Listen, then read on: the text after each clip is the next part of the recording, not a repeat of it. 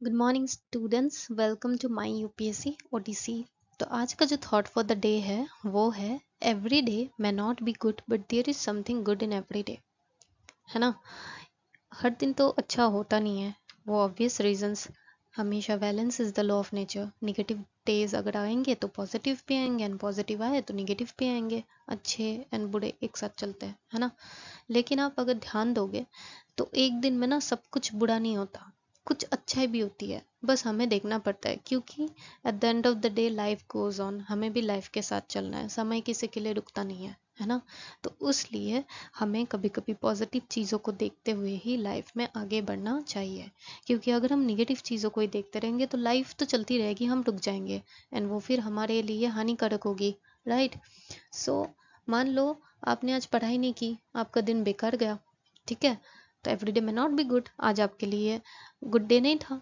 But मान लो पढ़ाई तो नहीं की, लेकिन आप कहीं गए, वहाँ जाके आपकी जो मेंटल हेल्थ इन दिनों से थोड़ी सी एग्जॉस्टेड हो चुकी थी वो ठीक हो गया हो। या फिर आप पढ़ाई नहीं किए क्योंकि आपको कुछ डॉक्टर विजिट के लिए जाना था, तो आपने हेल्थ के लिए अपना टाइम दिया। या फिर मान लो कुछ अच्छा बना के खा लिया हो जिस चीज़ से आपको खुशी मिली हो अंदर, है ना। या फिर नहीं पढ़ाई की बट आपने कुछ स्ट्रेटेजी अपने दिमाग में लगाया हो कि हाँ मुझे इस तरीके से पढ़ना नहीं आ रहा था, मैं रिवीजन को ना इस तरीके से करूँगा। तो भले ही आपने पढ़ाई नहीं की लेकिन उसके अलावा बहुत सारी अच्छी चीज़ें आपने शायद की हो। जैसे डॉक्टर विजिट, अपना हेल्थ का ध्यान रखा हो, कहीं घूम के आके आपने अपने मेंटल हेल्थ की हेल्प कर ली होगी थोड़ी सी।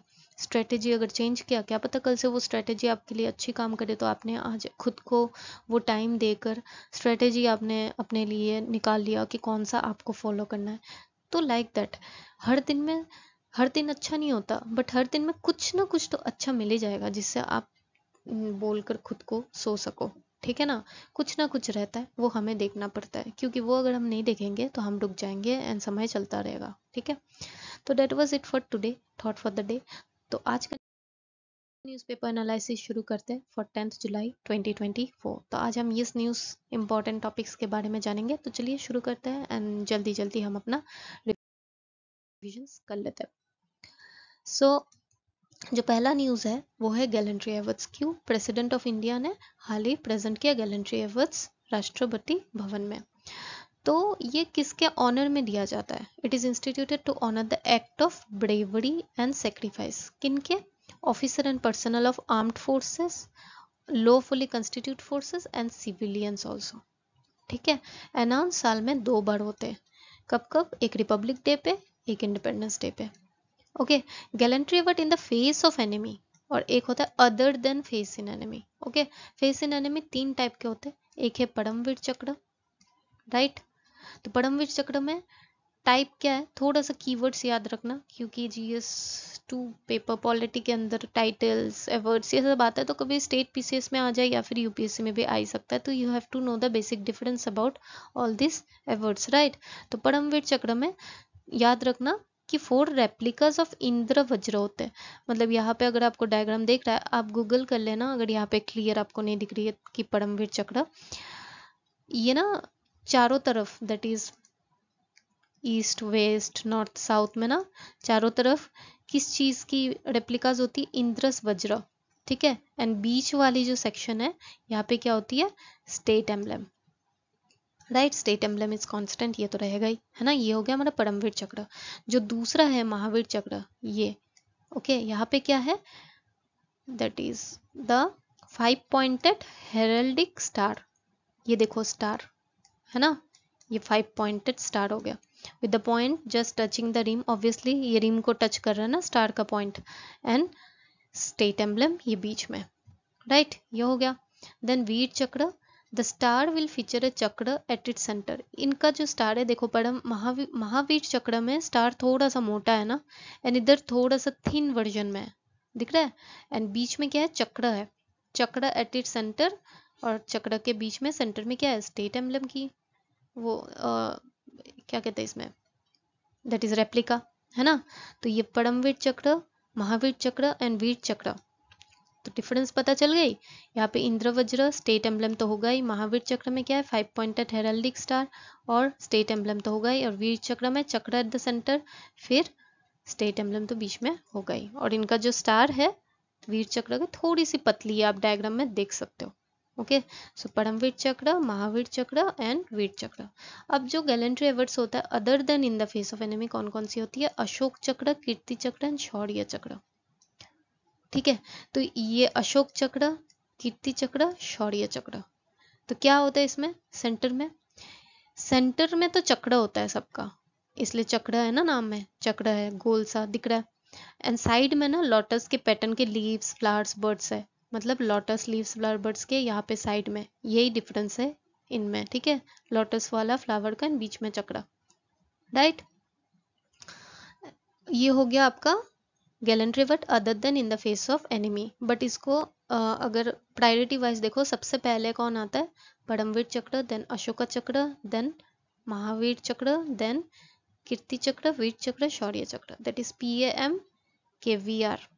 तो कुछ निमोनिक्स याद कर लेना। Okay, then ministry of defence invite recommendation twice in year. यहाँ पे जो ट्वाइस इन ईयर अनाउंस होते हैं वो ministry of defence he invite करते हैं। किन किन से?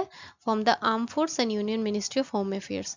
क्यों? क्योंकि जो आर्म्ड फोर्सेस के लिए गैलेंट्री अवार्ड होती है ना, वो इनिशिएट कौन करता है? किसके द्वारा? Unit recommended by commander.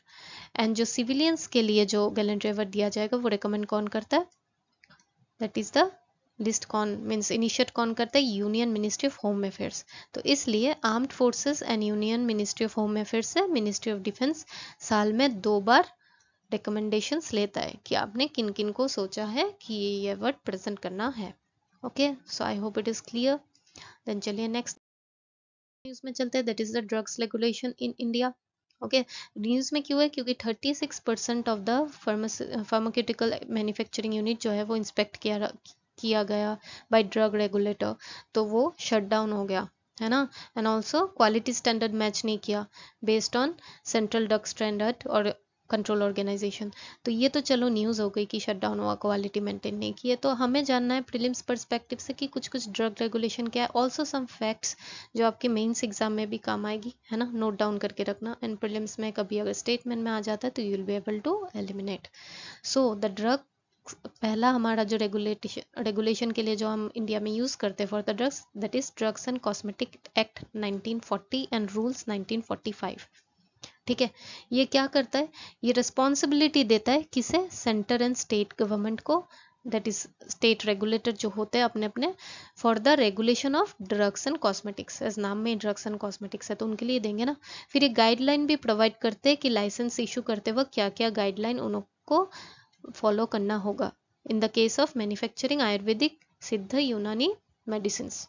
Okay, then जो दूसरा है हमारा रेगुलेटर वो है central drug standard control organisation, जिसने बोला ना अभी कि क्वालिटी स्टैंडर्ड मैच नहीं करते।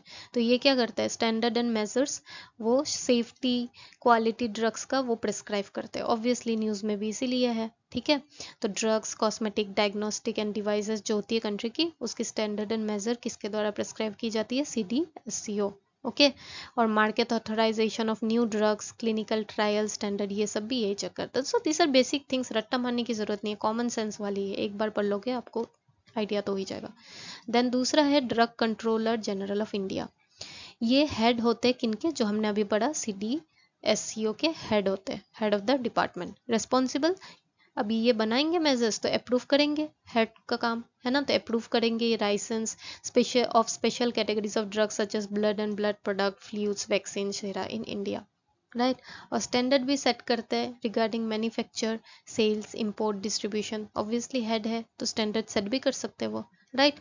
तो ये दोनों आपस में जो थोड़ा बहुत, ऐसा आएगा नहीं कि टेक्निकल डिफरेंस आपको बहुत है एकदम जानना होगा, ऐसा कुछ नहीं है, बेसिक आइडिया रखो। ठीक है, ऑल्सो ये फैक्ट मेंस के लिए भी इंपॉर्टेंट है, GS पेपर 2 हेल्थ के अंदर अगर आता है तो आप ये लिख सकते हो लूप होल्स के अंदर। India is one of the biggest supplier of low cost vaccine के बिगेस्ट सप्लायर है एंड लार्जेस्ट प्रोवाइडर किस चीज़ के? Generic medicine globally, 20% share globally by volume. ठीक है, देन इंडिया की 60% ग्लोबल जो वैक्सीन प्रोडक्शन होती है वो 60% कौन करती है? India. Means India is largest vaccine producer in the world, है ना। देन जो हमारी फार्मास्यूटिकल इंडस्ट्री है वो वर्ल्ड में तीसरे नंबर पे in terms of volume and 14 number पे है इन टर्म्स ऑफ वैल्यू। थोड़ा डिफरेंस याद रखना, मेंस में ना ये कोट करना हेल्थ में आने से कि इतना अच्छा तो हमारी हेल्थ डिपार्टमेंट काम भी कर रही है कि 60% ग्लोबल वैक्सीन हमारे यहाँ से ही जाती है ना। तो ये जो फार्मा सेक्टर है कंट्रीब्यूट जीडीपी में कितनी परसेंट टोटल करते हैं, 1.72%। Okay, so this was it regarding drugs regulation in India. I hope you get it right.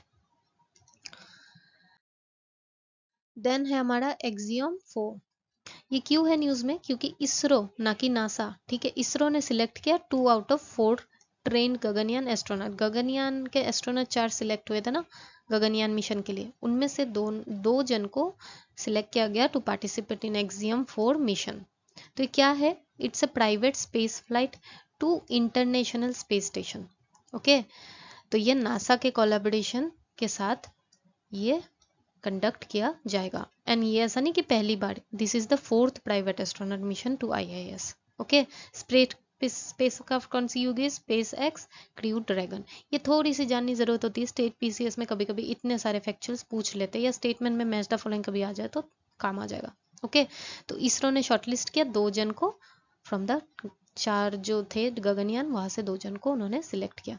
तो यहाँ पे क्या होगा, इंडियन जो एस्ट्रोनॉट जाएंगे इनको ट्रेनिंग मिलेगा नासा से, इंटरनेशनल पार्टनर्स से, स्पेस एक्स से, राइट।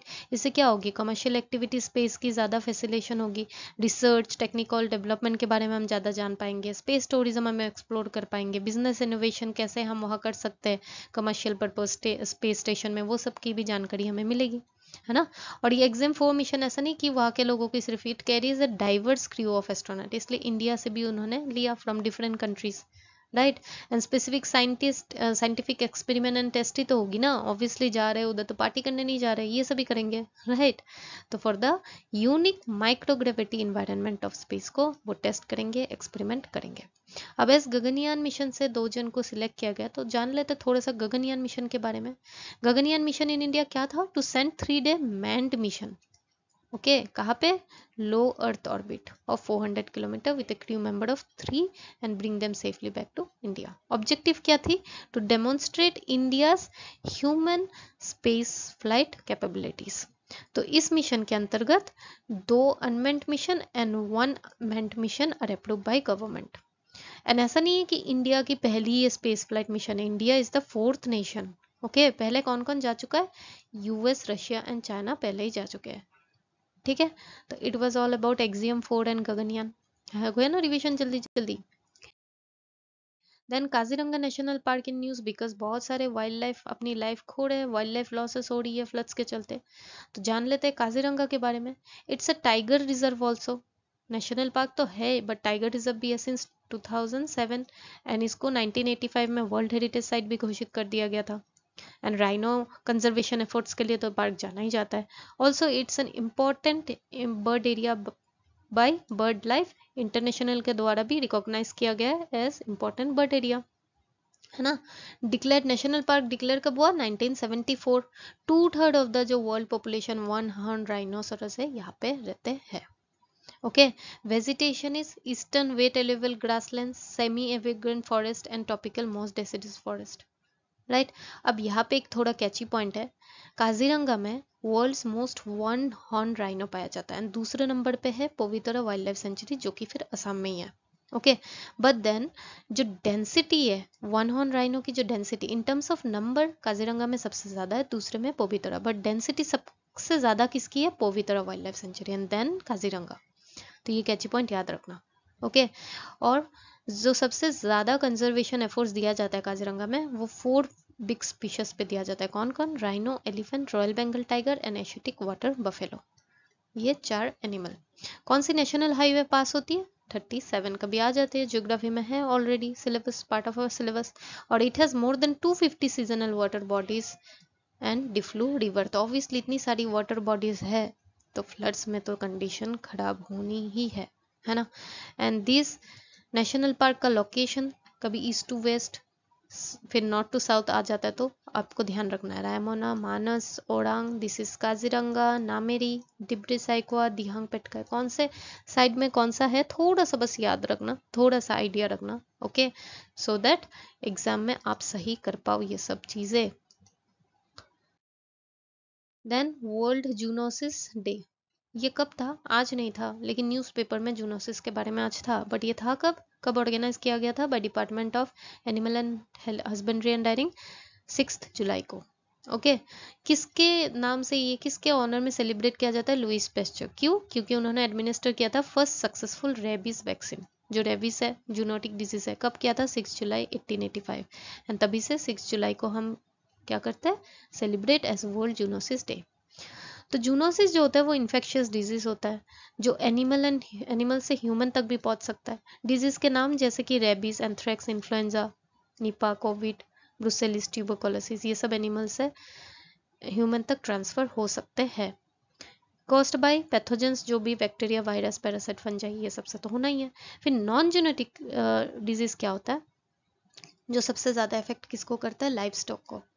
वो इंसान को, ऐसा नहीं कि लाइफ स्टॉक से इंसान तक जाएगा, ऐसा नहीं है, जूनोसिस में, but not non zoonotic. Okay तो नॉन जूनोटिक में कौन कौन सी डिजीज आती है? Foot mouth disease, lumpy skin disease, classical swine fever, Ranikhet disease, right. तो मिटिगेट करने के लिए ये सबको, जूनोसिस डिजीज को, बहुत सारी brucella vaccination in news is related to non zoonotic disease, नहीं जूनोटिक डिजीज याद रखना।